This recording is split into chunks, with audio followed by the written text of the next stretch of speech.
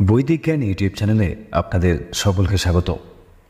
হিন্দু ধর্মের গ্রন্থে বর্ণিত 7জন এমন দিব্য মহাপুরুষ রয়েছেন যারা আজীবন বেঁচে থাকার বর পেয়েছিলেন, অর্থাৎ তারা তাদের সময়কাল থেকেই এই কলিযুগে আজও জীবিত এবং তারা সকলেই দিব্য শক্তি অষ্টসিদ্ধি সম্পন্ন।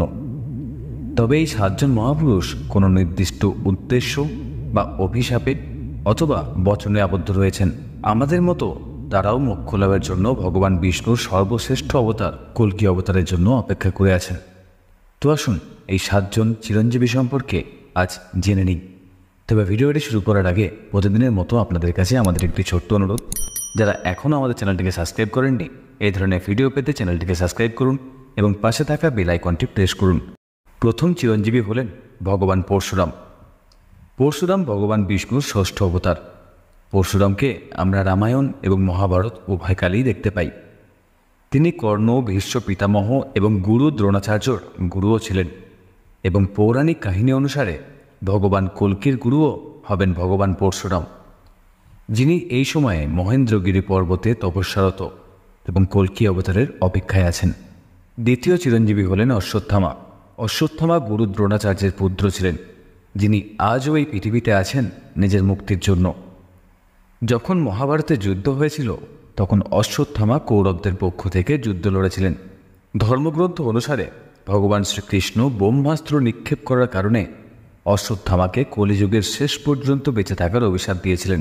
অশ্বত্থামাকে নিয়ে লোককথা আছে যে মধ্যপ্রদেশের আশিরগড় কেল্লায় অবস্থিত প্রাচীন শিব মন্দিরে অশ্বত্থামা প্রতিদিন শিবের পূজা করতে আসেন। এই অশ্বত্থামাও দাপর যুগ থেকে মুক্তির আশায় ভগবান কল্কির জন্য অপেক্ষা করছেন। তৃতীয় চিরঞ্জীবী হলেন মহর্ষি ব্যাসদেব। ঋষি ব্যাসদেবকে বেদব্যাসও বলা হয়।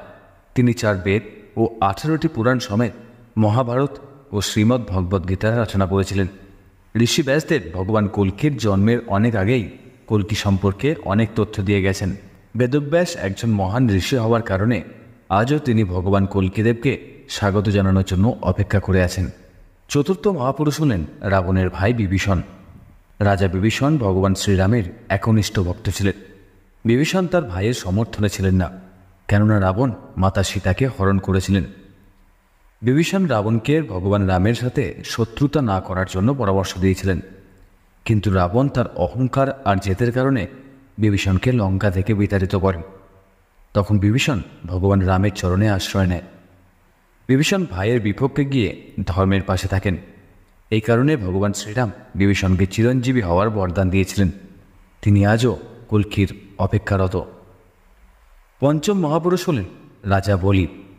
রাজা বলির প্রাণের ব্যাপারে আপনারা হয়তো সকলেই জানেন। তার অহংকারকে চূর্ণ করার জন্য ভগবান বিষ্ণু ব্রাহ্মণের রূপ ধারণ করে রাজা বলির কাছে 3 ভাগ ভূমি দান হিসেবে চেয়ে বসেন। তখন রাজা বলি বলেছিলেন, আপনার ইচ্ছা মতো 3 পা কোথাও রেখে দিন।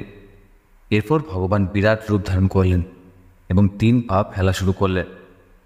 তারপর প্রথম পায়ের নিচে সম্পূর্ণ পৃথিবী ঢেকে গেল, দ্বিতীয় পায়ে স্বর্গলোক, কিন্তু তৃতীয় পা রাখার জায়গা ছিল না। তখন রাজা বলি তার মাথার উপর তৃতীয় পা রাখতে বললেন এবং ভগবান তৃতীয় পা রাজা বলির মাথায় রেখে তাকে পাতাল লোকে পাঠিয়ে দেন। শাস্ত্র অনুসারে রাজা বলি আজও জীবিত। ষষ্ঠ চিরঞ্জীবী হলেন কৃপাচার্য। সংস্কৃত গ্রন্থে কৃপাচার্যকে চিরঞ্জীবী বলা হয়েছে। কৃপাচার্য অশ্বত্থামার মামাও ছিলেন এবং পাণ্ডব ও কৌরবদের শৈশবকালে তাদের গুরুও ছিলেন। কৃপাচার্যের গণনা সপ্তঋষিদের মধ্যে করা হয়।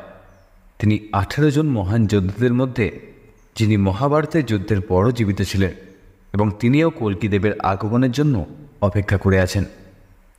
সপ্তম মহাপুরুষ হলেন রুদ্র অবতার শ্রীরামের পরম ভক্ত হনুমান।